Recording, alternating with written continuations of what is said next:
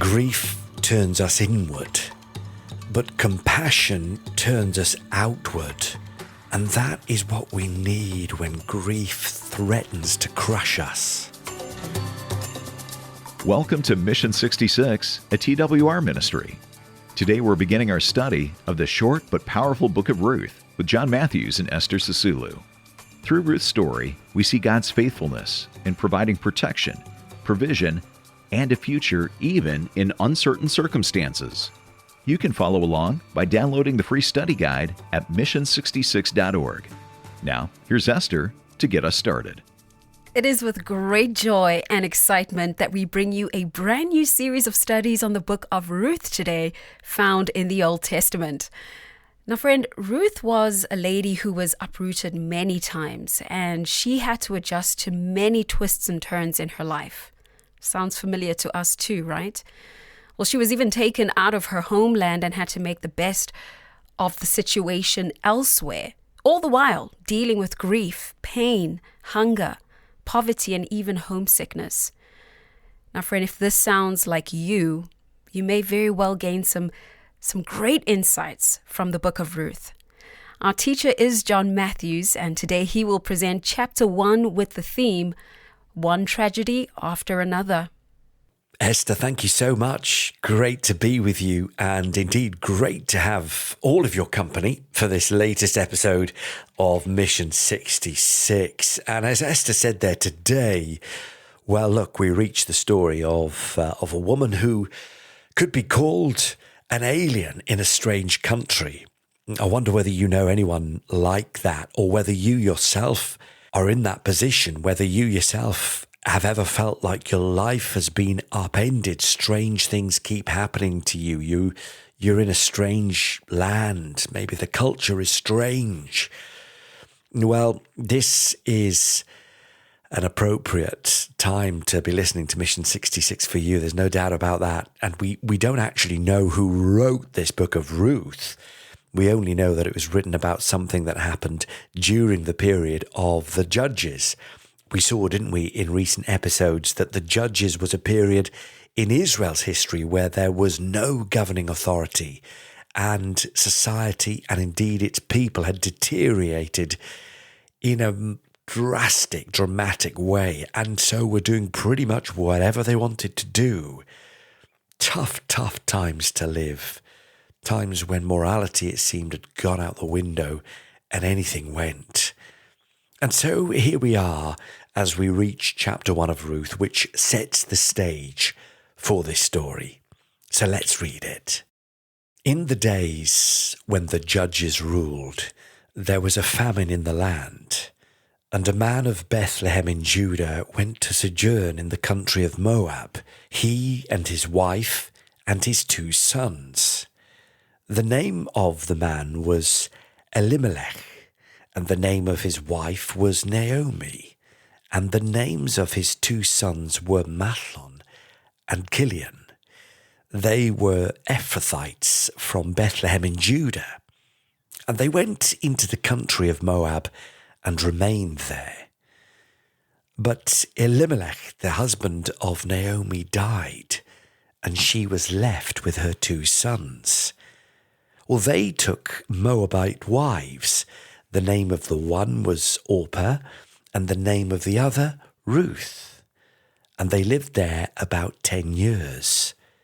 And both Mahlon and Chilion died, so that the woman was left without her 2 sons and her husband. Well, it's a sad start to the story, isn't it? And this is reality for some people in our world today. Now, there is a case that could be made that Elimelech and his family might have been unwise to go to Moab, as it was actually considered enemy territory. If they hadn't gone there, humanly speaking, they might have saved themselves the grief and misery. But the account goes on to show that the sovereign creator God can weave his beautiful tapestry, even using the most difficult of human experiences and circumstances. Let's read on into verse 6. Then she, that is Naomi, arose with her daughters-in-law to return from the country of Moab, for she had heard in the fields of Moab that the Lord had visited his people and given them food. So she set out from the place where she was with her 2 daughters-in-law, and they went on the way to return to the land of Judah. But Naomi said to her 2 daughters-in-law, "Go, return each of you to your mother's house. May the Lord deal kindly with you as you have dealt with the dead and with me. The Lord grant that you may find rest, each of you in the house of her husband." And then she kissed them, and they lifted up their voices and wept. And they said to her, "No, we will return with you to your people." But Naomi said, "Turn back, my daughters. Why will you go with me? Have I yet sons in my womb that they may become your husbands? Turn back, my daughters, go your way, for I am too old to have a husband.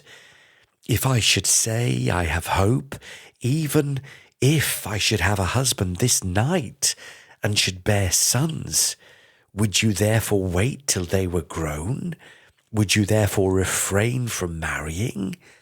No, my daughters, for it is exceedingly bitter to me for your sake that the hand of the Lord has gone out against me." And then they lifted up their voices and they wept again. And Orpah kissed her mother-in-law, but Ruth clung to her. What a moment this is. Naomi, fully aware that her daughters-in-law were still young and could remarry, urges them to return to their homes and start all over again. But they resist, and this emotional scene unfolds. And at the end of the scene, Orpah does go home. She decides to go home. But Ruth decides to stay with Naomi and to cast her lot in with the people of Israel.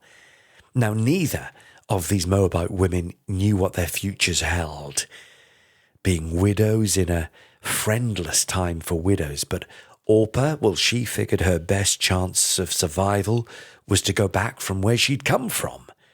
But Ruth, on the other hand, maybe she saw something in Naomi and her husband and sons that compelled her, that drew her. Maybe she saw in them a God who could be completely relied upon and trusted, who was greater than even the toughest circumstances that life presents. And verse 15 says, "And Naomi said, 'See, your sister-in-law has gone back to her people and to her gods. Return after your sister-in-law.' But Ruth said, 'Do not urge me to leave you or to return from following you. For where you go, I will go, and where you lodge, I will lodge. Your people shall be my people, and your God, my God. Where you die, I will die, and there will I be buried.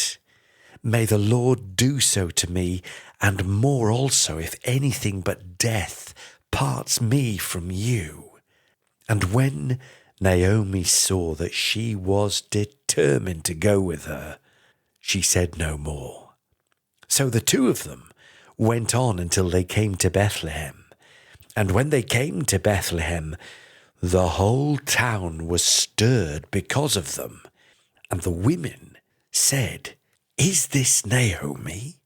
And she replied to them, saying, 'Do not call me Naomi, call me Mara, for the Almighty has dealt very bitterly with me. I went away full, and the Lord has brought me back empty.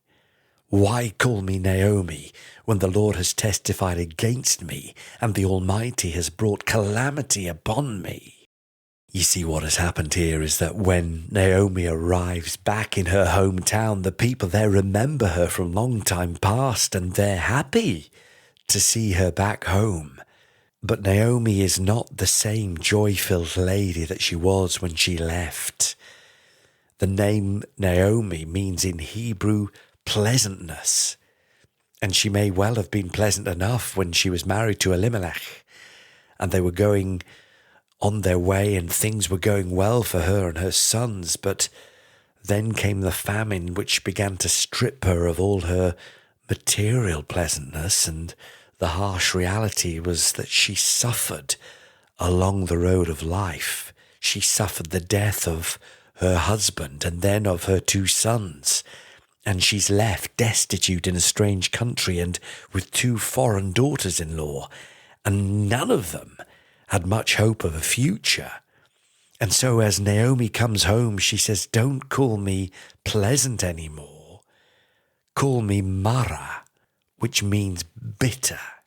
Yet in spite of that, her daughter-in-law Ruth decides to follow her back anyway. She, a Moabite, choosing to care for her mother-in-law, abandoning her own personal dreams to follow Naomi and take whatever came.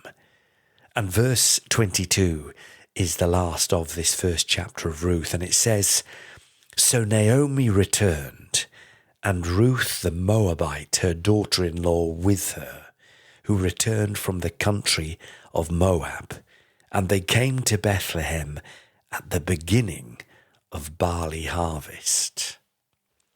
You know, this story, it holds more sadness than just the loss of loved ones.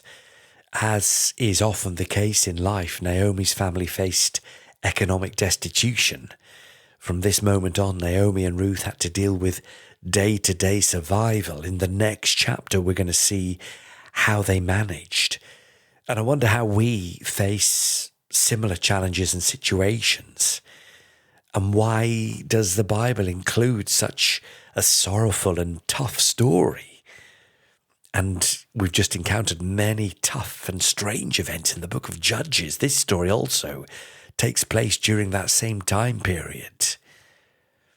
And yet the first chapter of Ruth is a powerful reminder that even those who know God face immense trials, sometimes tragedy upon tragedy.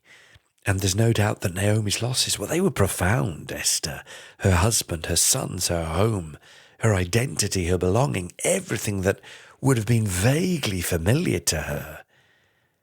And she attributes these events to the hand of God, acknowledging his sovereignty even in the midst of what must have been unbearable pain and grief.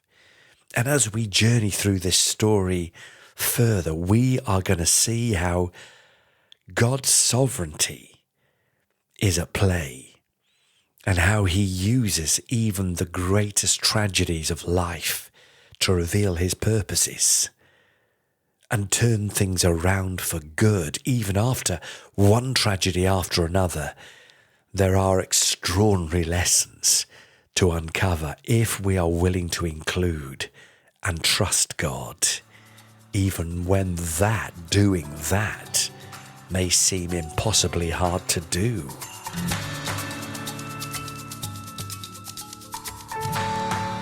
You're listening to Mission 66, and thank you so much for joining us today, friend. If you're just tuning in, we've begun a new series of the book of Ruth. And although this book starts out with some pretty heavy themes, I do encourage you to stay with us because it's going to get much deeper and much richer. Well, I'm Esther, and of course I have a couple questions in tow, John.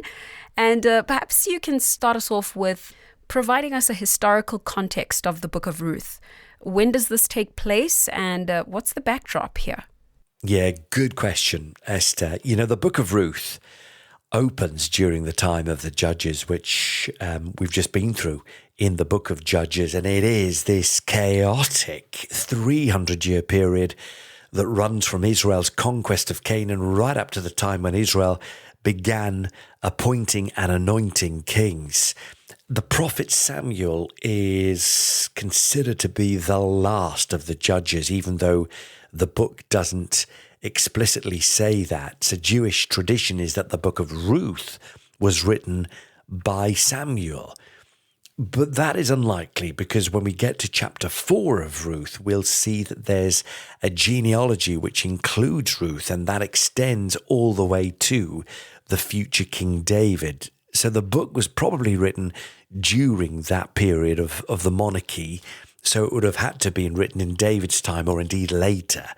And in that case, we really don't know who the author of Ruth is. But anyway, we see in this narrative this severe drought which forces families like Naomi's to seek refuge elsewhere. Okay, and for more background information, perhaps you can tell us more about Moab, the place where Ruth came from. Yeah, so Moab is a people group who inhabited a strip of land that was east of the Dead Sea in what is now known as the country of Jordan. Now, the Moabites, like other Canaanite people, they worshipped gods who demanded heinous sacrifices, such as the sacrifice of babies. Their worship ceremonies were lewd and sensual. And the Moabites, well, they were hostile to Israel. In fact, it was their king, King Balak, who hired the false Midianite prophet Balaam to curse Israel because they had grown too numerous in number. And Balak, if you remember, we covered this story, Mission 66, some time back, tried 3 times in 3 different locations to get Balaam, the prophet, to curse them. But Balaam said he could only say what the Lord was telling him to speak. And each time Balaam opens his mouth, only blessings come out. But what Balaam did was suggest to Balak that he bring in some Midianite women who invited the Israelite men to their Baal worship ceremonies. And as a result, the men fall into serious sin with these women at the place known as Baal Peor. And that resulted in a terrible plague against Israel, and Balaam was blamed for that. Now, look, it's beyond our knowledge how Naomi's 2 sons chose to marry Moabite women, but maybe it was because of the place where they were at that particular time geographically.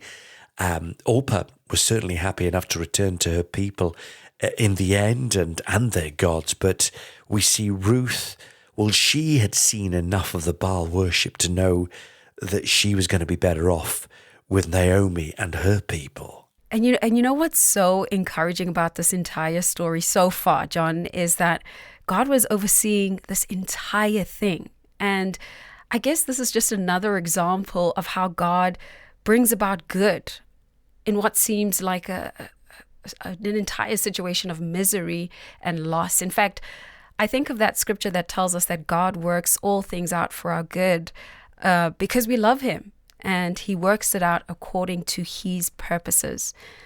So with me saying that, would you perhaps say something to someone who just recently lost a loved one, like these women did in the story of Ruth? Yeah, look, if you're in that situation, then, our hearts and our prayers go out to you. And that is something that each of us at some point in our lives will have to go through if we haven't already. There's no doubt about it. Death is hard. And I think only those who've experienced losing a loved one can fully understand the impact and the feeling that grief brings. I think of what Billy Graham once said. He said that grief turns us inward, but compassion turns us outward. And that is what we need when grief threatens to crush us. Grief feels like it's going to take us out, like it will literally crush our spirit so we can't breathe. But God is a God of incomparable and perfect compassion and love. And in the endless, deep well of his compassion, that's the only place where we begin to breathe again. And only in him do we find a new vision, a way to carry on, a new perspective. You know, if you speak to people who have lost people who are so close to them, that pain doesn't go anywhere, doesn't go away, but it reframes the future. You learn to live with the pain, and with that new perspective, one that we, much as we would never want these experiences, who would? But yet we can never gain that new vision and perspective without going through the grief. And so grief turns us inward, but compassion turns us outward. And the experience changes us through the pain. It takes time. And perhaps that's what we need when grief threatens to crush us. But make no mistake, Esther, it's hard. Yeah, it most certainly is. And I'll be quite honest that sometimes when you find yourself in a position where you want to comfort someone who's experiencing grief, you are so aware of the fact that there's nothing that you can say that can make it hurt less. You know, I feel that sometimes we may be tempted to shy away from grieving people just because we're not comfortable with grief, and truly we don't know how to help or what to say. Yeah, that's right. And very often words just don't suffice, do they? Because of the depth of what has happened. And perhaps in that situation, just being present silently is the best thing that you can offer. In fact, that's the blessing, isn't it, that Ruth gives to Naomi here. She just makes the call that I'm going to be there for her. Sometimes she might not want me around. She might need her own company. She just doesn't want to be with anybody.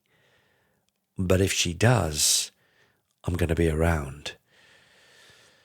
You know, Ruth had lost someone as well, hadn't she? And I've had many people tell me that when they have lost a loved one who's really close to them, it's not the words of consolation that necessarily help, because in the moments of grief, those words can just seem like background noise.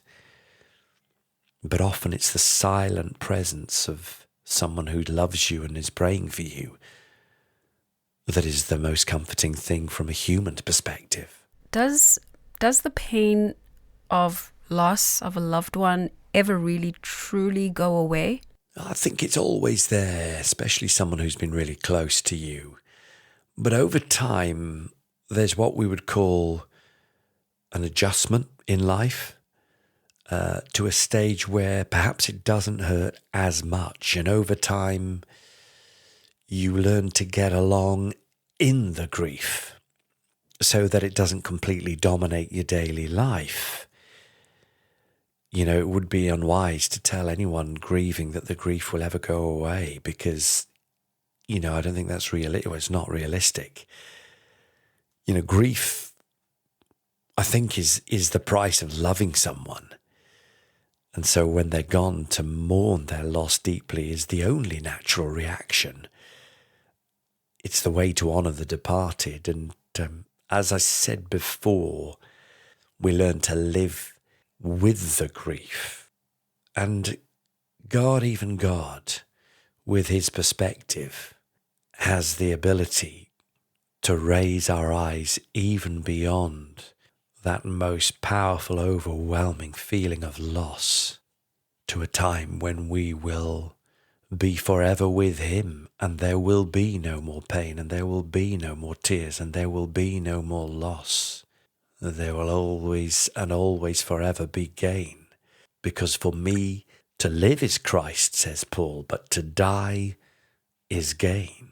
John, I do want us to stay here for a little while because what I'm about to ask, I feel, really does apply to many people who've lost loved ones in this particular manner. Perhaps you'd be able to counsel a person right now who's lost a loved one by suicide. Yeah, and words will be insufficient and poor at this stage. And the only thing really that we can do is point people to Jesus. Because the God of the Bible, well, he doesn't give any easy answers or throwaway comments. But what Jesus did, his actions were profound, eternally profound, because he gave himself. And where there is a sense of inexplicably deep grief, I think that comes when you lose someone close or someone to suicide, and the confusion, the anger, the bitterness, the hearts that are completely and utterly broken and seem like repair is an impossibility and it's just never going to happen. The impossibly deep sadness.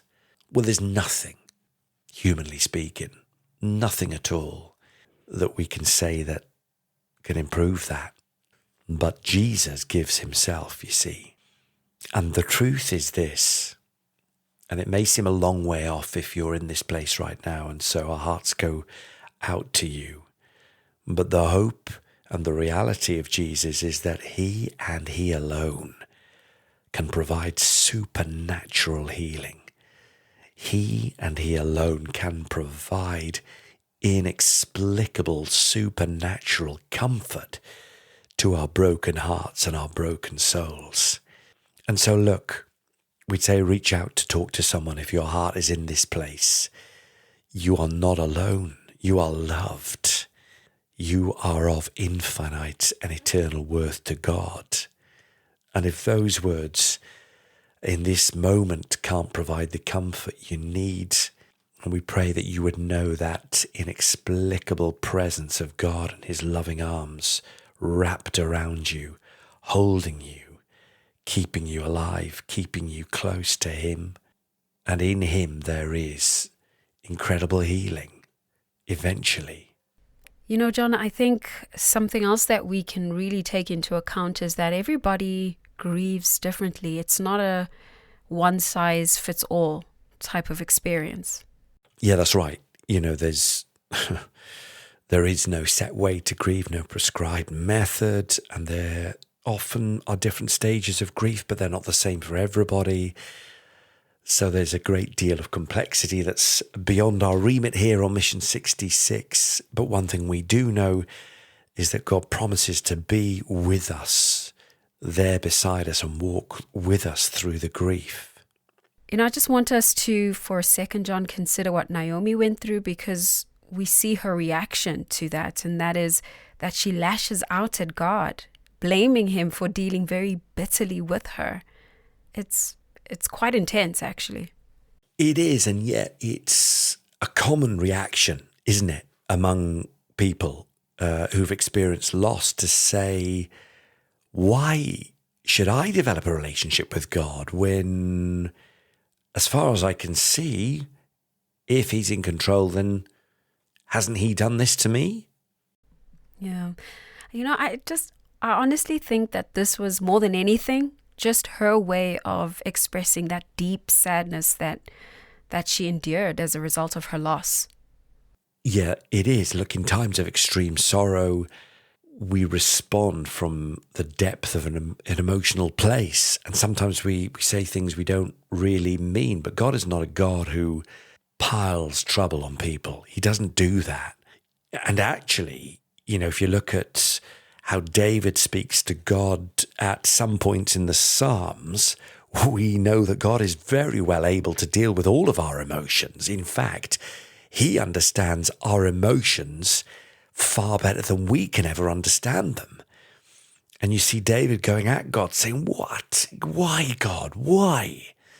You know, so if we're ever trying to comfort somebody and they may feel real anger, maybe they feel disorientated at God, well, then we can do what God does, and that is just comfort them back with compassion and grace and listening to them.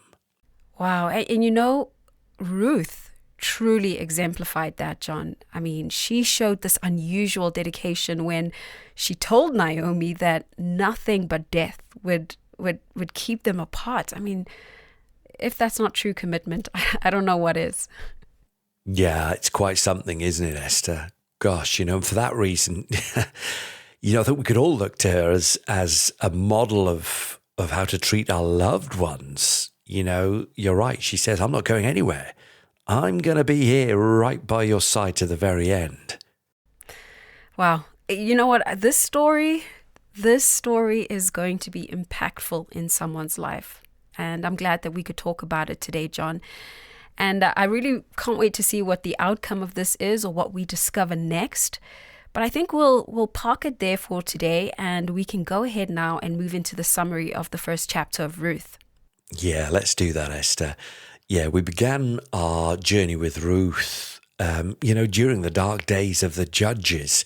And we see Ruth showing unusual loyalty to Naomi, really, her mother-in-law, despite the deaths of their husbands. And this is a time when there's almost nothing worse in terms of the societal structure. There's nothing worse than being a widow. They were often taken advantage of. They had no way of making money, so they would have needed to stick together for survival. But Ruth is a Moabite, comes from an idolatrous people, but she must have seen something in Naomi that attracts her to God. And it's a lot easier for me to say than for it to be done, but we shouldn't allow bitterness and disappointment to blind us to opportunities that present themselves today. And if you ever feel overwhelmed by life's challenges, well, remember, God is always, always there to help if we turn to him. Stay with us. Esther just said it there. Stay with us over the next few days, because we're going to be exploring more about, I think what you said there was spot on. I think this is a story that's going to help a lot of people, Esther, because we see, yes, Ruth's perseverance and her faith transforms not only her life, but the entire legacy of her family.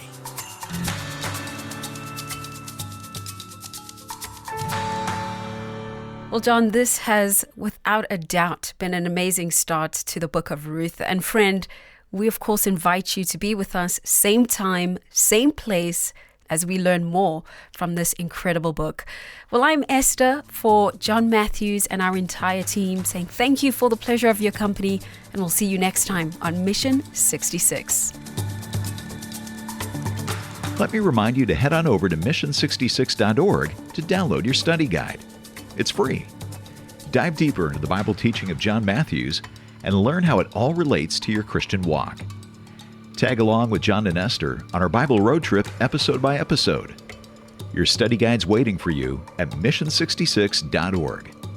That's where you can also post your questions or make a comment, and even help out with a donation to keep Mission 66's heart beating around the world. Hop on over to mission66.org. Mission 66 is a partnership of TWR and the ministry of Dr. Luis Seau.